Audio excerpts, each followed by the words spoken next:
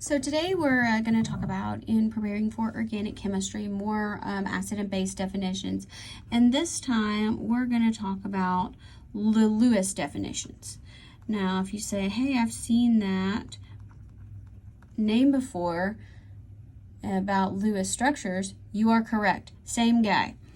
All right, so according to the Lewis definition, an acid is an electron pair acceptor,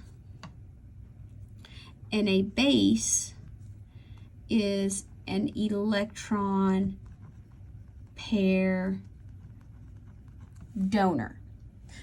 So in order to really see these reactions occur, you need to see a Lewis structure or a skeletal structure that we'll be talking about how to draw later on.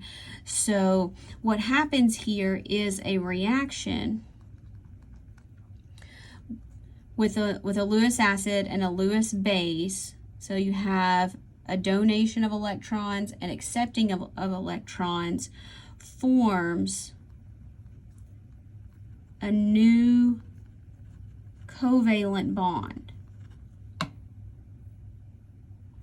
So we won't necessarily talk about these inorganic specifically as acid-base reactions, but since so many of the things that we're going to be doing involve electron transfer, we are going to follow these definitions. Now, it's really important that all of our Bronsted-Lowry